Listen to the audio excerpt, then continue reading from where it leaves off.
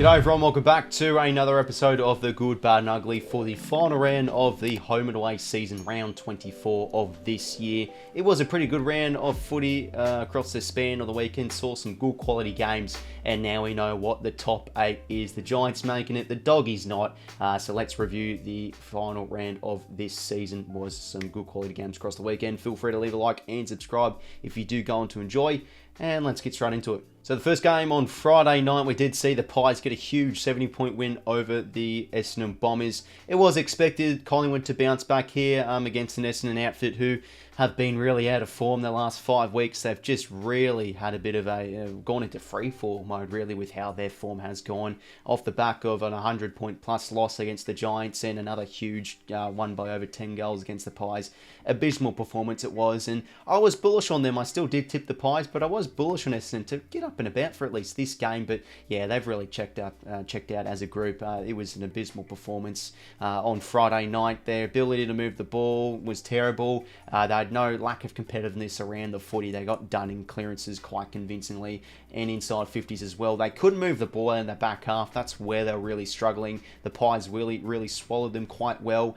Without Murphy and Moore, I felt Collingwood defended the ground tremendously well. Jeremy Howe swung back. He played his part exceptionally well. And the midfielders for the Pies really got to work. To go was huge. Penderbury with another nice game. Still without Nick Dacos, but they had the damage with his brother Josh. He had a pretty nifty game across the wing. Brandon Maynard was tough as nails and rebounding exceptionally well. And Jack Ginnivan was huge in that game. And they're going to have a bit of a dilemma coming into the finals. Who are they going to field? Who are they going to be as the sub? Does Mason Cox get dropped out the side? Do they use Jack Ginnivan as a bit of an impact sub? But he was remarkable on his game coming back into the team. Kicked a few goals, was up and about, kicked some lovely set shots. He's always a great kick for goal, Ginnivan. But definitely the best on ground was Jordan De Goey. His clearance ability was sensational.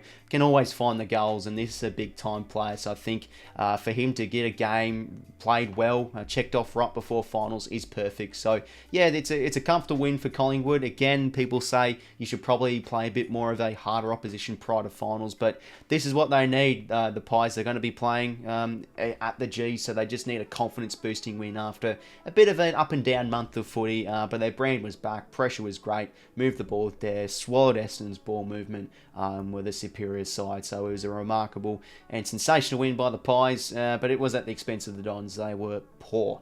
So yeah, Collingwood getting it done by 70 points, and they are your minor premiers for 2023, a very deserving side. Moving on now to the Saturday games. First one here, we did see Fremantle get a nice comfortable win by 37 points over the Hawks. Yeah, the bubble has burst a little bit, Hawthorn, towards the last few games of this season. Nothing wrong with that. They are still a very young team, but this is the reason why I did tip Fremantle. I think the last few weeks have been travelling very nicely and were due for a just confidence boosting and morale lifting win to finish off their year, and they got a huge win, so credit to them. And they had so many great performances across this game, which I really did love. Well, after really half time, they really did put the foot down with their ball movement. I think they were just so clean with their hand skills. Like, they're a little bit off last week against Port Adelaide with how they moved the footy, but whenever the ball exited stoppage or when they were able to break free, they picked apart their targets really nicely in their forward half, and were just efficient in front of goal. Like, it was just goal after goal. The game was really over by three-quarter time. Great win from them, kept the Hawks at arm's length, defended well. Of course, from a pessimistic view, it was a dead rubber game for both teams, especially Fremantle, but I don't want to burst their bubble. Their ability to finish off the season on a high note is a very good one, and so again, as I did say, so many performers I did love. Sarong and Brayshaw were awesome, the coalface. Hayden Young moving into that midfield's been great, and a few plays, young players that I like the look of. Matt Johnson is just a beast. I think he's going to be a great player. They have such an exciting crop, Fremantle heading into next year, I do feel. The big one though, Tom Evatt. He looks like a bit of a player. He was picked up in last year's draft quite late, but you know, his story's a remarkable one. Had cancer when he was a teenager, apparently. The doctors say he could never walk, but now he's walked into an AFL team through hard work and persistence, and yeah, he looks quite decent as a bit of that mid forward. He kicked a few goals on the weekend. He looked up and about. seems to be quite a bit of a player. Yeah, Jackson's solo ruck was awesome. 𝐓𝐿𝐴 and 𝗏𝐼𝐿𝐼 working well as those pressure forwards. And I did love Jai Amos' game. He missed a shot directly in front, so really could have had 4 goals straight, but he's kicked over 40 goals this year. What a player he has been. Josh Tracy and Walters getting on the end a few. I think Brendan Cox's effort when he did swing forward was quite good. Didn't result in a goal in the end, but I thought his efforts in the air was quite good. Look, it was a disappointing performance from Hawthorn. They did win the inside 50 count, but yeah, Fremantle rebounded well. They got on top of the clearances as well, the Hawks, but yeah, we're just that more efficient side with ball in hand. That was a big noticing factor for me with the Dockers. But yeah, they'll definitely be content with that, I think, Fremantle. The last few weeks, they finished off this year very well and flex their muscles with a great win over Hawthorn. Next Saturday game here, we did see North Melbourne get a magnificent win over the Gold Coast Suns by 35 points. I am pretty sure that the Suns have never won a game in Tassie, and that does continue. Terrible they were after half-time. They kicked the first 3 goals of the game, looking like this would be a comfortable win to finish off their year. But after half-time, North Melbourne went bang. They went on a rampage, kicking a few goals in a row. And we all know the star of the show was 𝐼𝐿𝐼𝐿𝐼, kicking 9 goals. And I feel like this guy has to be possibly in the All-Australian this year. What he's been able to do in a 17th place side has been remarkable. He just tore apart Collins, who's been really disappointing, I think, the second half of this year, Sam Collins. Maybe even this year. And Ballard's definitely dropped off as well. As a defensive unit, I think they've really turned sour this second half of the year. Gold Coast, so they'll definitely be disappointing in that area. Dimmer in the helm for next year should be pretty exciting. But yeah, they'll be disgusted with how they did go. Losing to North Melbourne isn't ideal. They were on a 20 losing game streak, and for the Suns, their past few weeks, they've shown some gallant performances, had some scalps. Yeah, disgusting it was from the Suns. Yeah, they were just able to really outnumber or do a number, I think, of the Suns around the footy, get plenty of those entries. And 𝐼𝐿𝐼𝐿𝐼 was just eating everything of it. 84 with 3 goals as well. He's had some nice performances this year. Curtis kicking that sealer in the 4th term. But it was a great performance from North Melbourne. Plenty of talk with this game in terms of the draft. North giving up pick 1, but always the most important thing from a club perspective is you want to win games of footy. You want to build that winning culture, and that's important for the footy club. They've lost that sense of their ability to win. They've been in plenty of games this year where they can win, or where they could have won games. They haven't been able to, but they were able to really lift, especially in that second half, to get a number on the Suns and win convincingly by 35 points. A lot of their midfielders got plenty of the football. Bailey Scott across that halfback and wing was remarkable, 33 touches. Jai Simpkin with 29. 𝐓𝐿𝐼𝐿𝐼, the most disposals by first year play, continues to impress. Will Phillips and Charlie Lazaro, who's been in some great form in the VFL, had a nice game with 26 touches. Tom Powell, 23. Taron Thomas's game, again, I'm really liking. There are some individual players that I do like the look of North, and if they can build that continuity in the off-season, get some good recruits and have a good draft come next year, maybe they can start to get a few more wins. But yeah, look, from a pessimistic point of view, it's probably nothing win again, but they'll definitely be content with that, finishing off the year. Disappointing year though, but yeah, getting that win is, I guess, an important one for the footy club. They did it very nicely by 35 points. Moving on now to the next game, the Brisbane Lions getting a bit of a scrappy win over the Saints to secure second position on the ladder by 12 points. Did say in my tipping video, I did tip the Lions by 12 points, so a bit of a, I don't know, moral victory, a little victory from me there. What a tipping guru I am, even though I'm sitting in the bottom half of my tipping competition this year. But I was expecting this game to be close. The Saints usually play the Gabba quite well. So, yeah, I guess my prediction was proving correct, as the Saints, after half-time, were definitely keeping this game quite interesting, making the Lions pay off their poor goal kicking. I mean, honestly, from the numbers alone, the scoring shots they dominated, around the footy, they were just doing a number on the Saints. And this is the issue sort of with the Saints. Their midfield's been so up and down a bit this year, especially the likes of Steele and Crouch. They either had great games or poor games. It's just the gap between the best and the worst in the midfield's been a really poor one, and I feel like that was on display there again. But I think they defended so well, and they're able to transition off that really well. 𝐓𝐿𝐼𝐿𝐼𝐿𝐼, I felt, had another quite good game. They defended for the most part good enough to keep in the game. I mean, the Lions is just such a hard place to win, to beat, and especially to win at the Gabba. But 61 inside 50s to 38, smacked them by 15 in the clearances, plus 13 contest possessions. Should have won this game by more, the Lions, but after half time, the Saints were able to get that little glimmer of momentum and kick I think it was 3 or 4 goals in a row to gain the lead. But this is where the Lions are so good. They have the ability to just get those goals at the back. The Cam Rainers, the Charlie Camerons, ability to burst free and just bomb it inside 50, find those options. They're able to get a few of those sneaky goals. Rayner was big in the second half. Cameron's able to sneak a few goals his way. But yeah, then they just went on an inside 50 rampage in that fourth term and able to sneak over the line by, a pretty gallant Saints side. And look, if you're a Saints supporter, you'll be pretty content with that performance. Yeah, you lost. It was an expected loss, but you lost by a close margin. A pretty gallant display. For Brisbane, they're still pretty content, even though they were a little bit vulnerable with how they did defend. I felt inside 50, they conceded a few of those goals where they sometimes, when they're up and about, don't really concede too much. But I guess it's a bit of a win-win. Both fans are happy. Of course, the Saints not to a full extent. They still lost the game. But anyways, they'll be still hosting a home final and sharpening up against a good side, a good quality opposition. Brisbane, again, just too classy in their forward half. And, the numbers suggest they deserve to win this game of footy and could have won by more. But yeah, the Lions, bit of a scrappy win over the Saints by 2 goals. Moving on to the Saturday night games now. The Geelong Cats going down against the Bulldogs by 25 points at 𝐓𝐴 Stadium. The Dogs winning at this venue for the first time since 2003. I know there's plenty of talk about, will they beat half of the AFL side? I mean, I can't disagree with that. That's quite genuinely true. They had a lot of outs with this game, the Cats, and had a lot of youngsters in their team, the likes of Shannon Neal, Shane Mullen, Ollie Dempsey, Mitch Nevitt, a few of those younger players playing in there, and of course Ted 𝐬𝐿𝐼 as the sub, the bloke they picked up, and I think it was the through their academy selection last year too. So yeah, a few of those younger bodies playing the kids. I guess that's always an important thing, but yeah, they had a lot of outs. Radigalia, Cameron Close, Duncan, Bruin, Hawkins, Tui. So I guess personnel-wise, that is a reason why they did lose and expected to lose this game of footy. But for the first 3 quarters, this was quite a decent game. Probably for most of the part of the game, the Cats were definitely the better side. We're in the lead for practically most of these first 3 terms. They were just able to sort of keep the Doggies at arm's length. And the most impressive thing I did notice is a few of the young players did quite impress me. I thought Conway's debut game was really good on Team English. He was doing quite well in the tap area of things, winning a few of those hit-outs. Ollie Dempsey was fighting hard, and Nevitt as well, and that midfield showed great numbers, but it was an expected loss, let's be honest, with the outs they did have. They just had so many outs. But as that fourth quarter did wear on, credit to the Bulldogs, they really got to work, kicked a few goals in a row.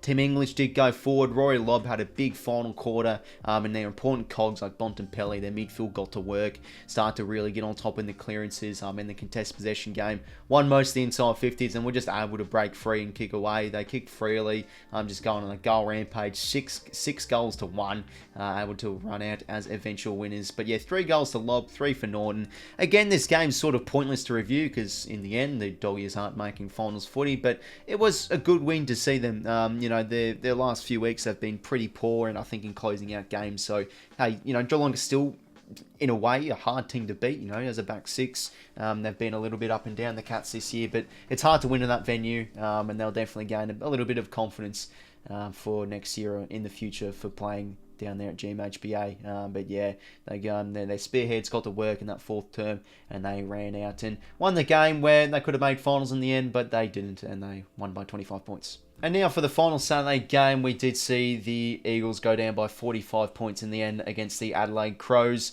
Wasn't a bad effort again from the Eagles. I think they'll be pretty content with how they have finished off this year.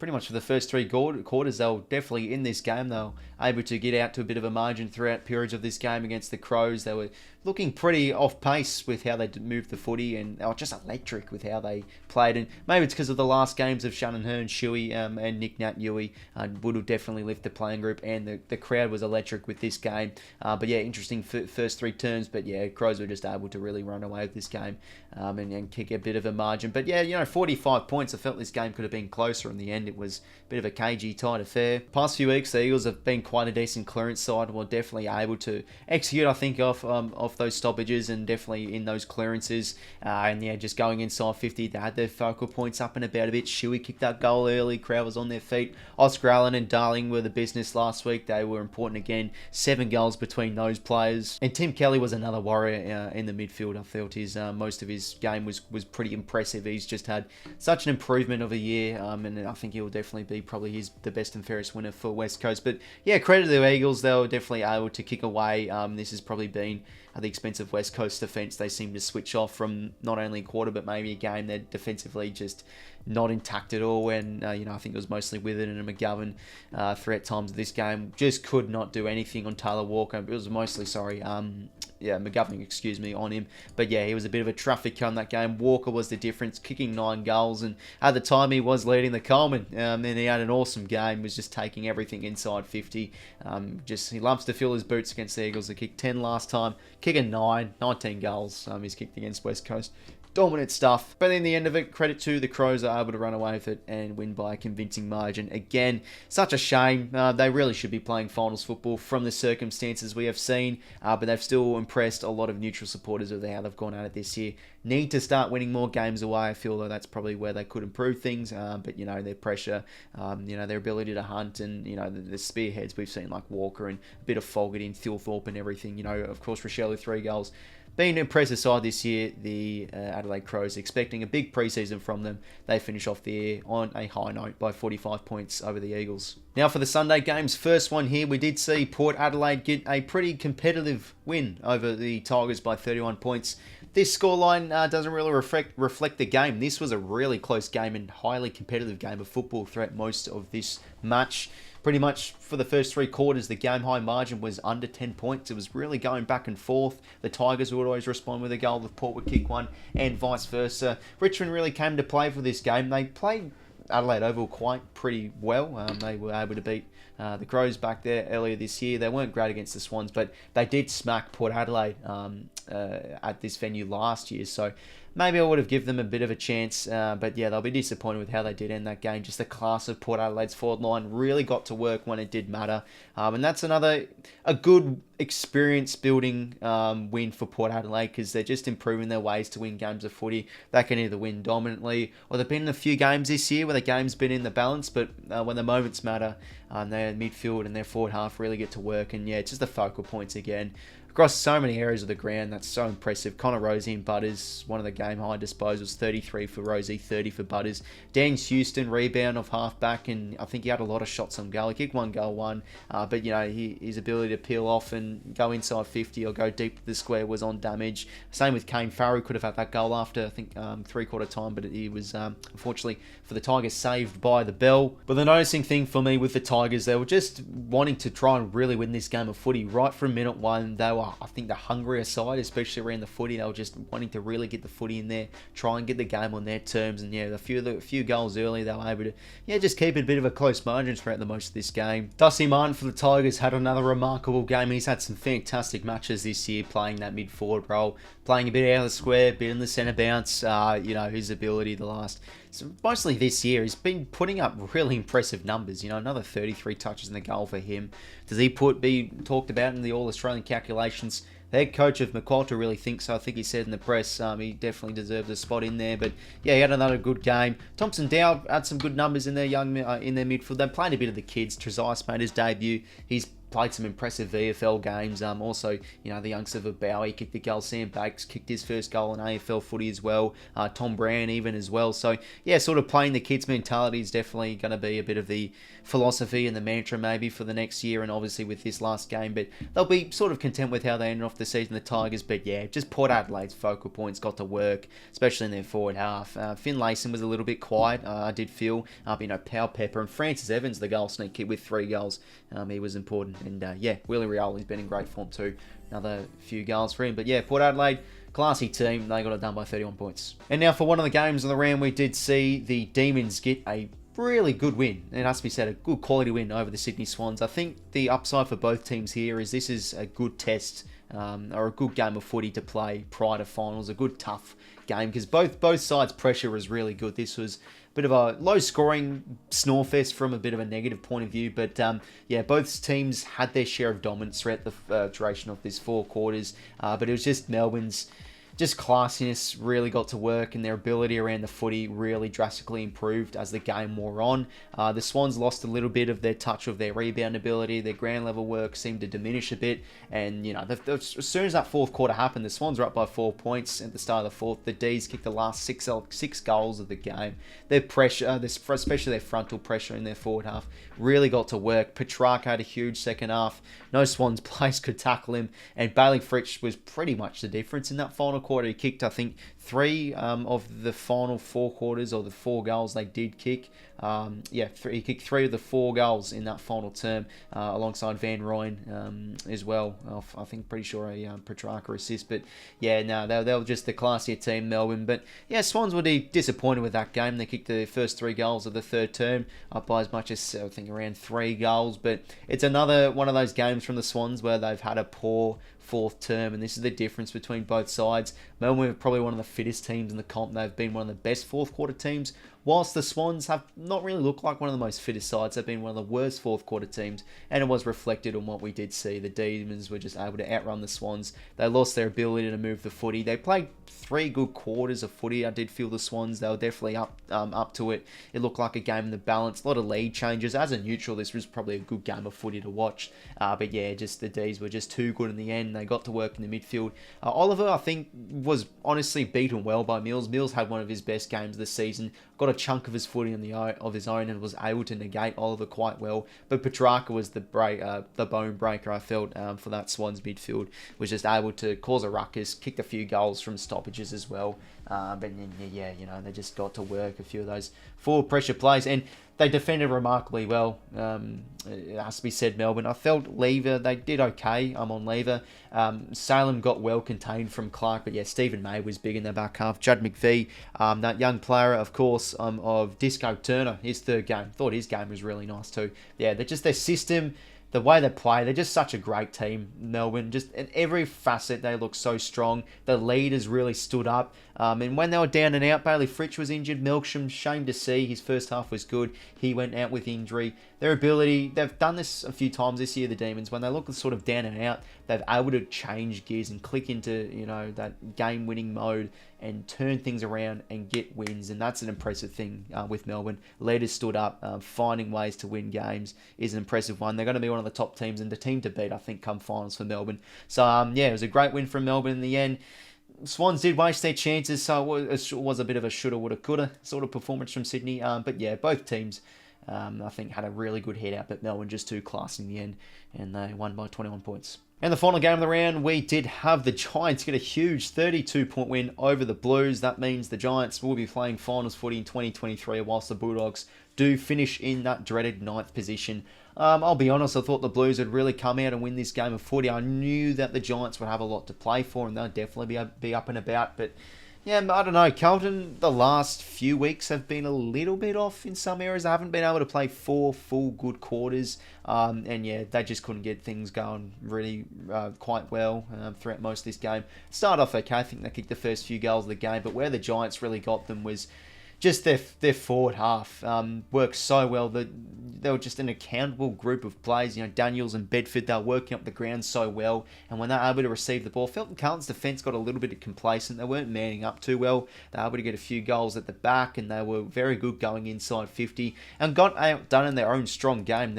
After half-time, they really got outdone in clearance and use inside 50 as well. Yeah, a little bit lethargic in defence. What will happen with 𝐼𝐻𝐿𝐷? Will he get suspended for his 𝐼𝐻𝐿𝐷 and Toby Green?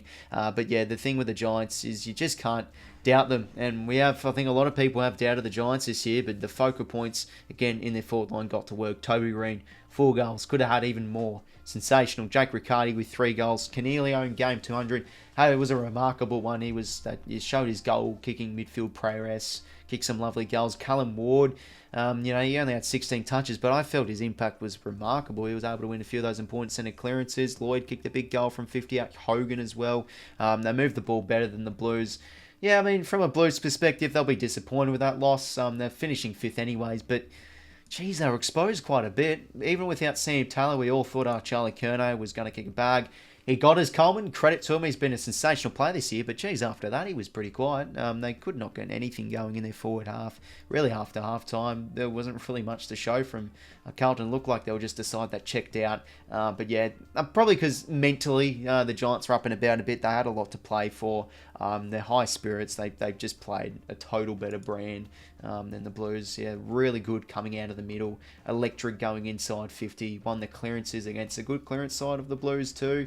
And also on top of that, did win the inside 50 count. So yeah, great win from the Giants. They deserve to play finals footy. Their second half of this year has been a sensational one, but Daniels is a player I love. Bedford as well, they got to work, and Green, just the three amigos in their forward half. They're working very well. And of course, Tom Green, felt he had another great game in the midfield too. So yeah, they got to work the Giants. They outdid the Blues in so many areas of the game and deserved winners by 32 points. So everyone, there was another episode of The Good, Bad and Ugly for round 24 of the 2023 AFL season. Of course, the pre-finals bye will now kick into effect, so no footy this weekend, but plenty of content coming out on the channel. My All-Australian team will be coming out this week. Might do a few other videos like top 10 recruits and first-year plays, those sort of videos I like doing. And feel free to comment down below what you did think of the round, and if you've got any video suggestions for me, I like to, start to pump out a few of these videos. But the support's been great, fellas. Of course, going to be streaming every single finals game on the channel, so if you want to hear a bit of my commentary, a bit of my nothingness, a bit of me getting up and about for the Swannies, as we will be taking on the Blues, keen to see how that will go, feel free to stay tuned on the channel.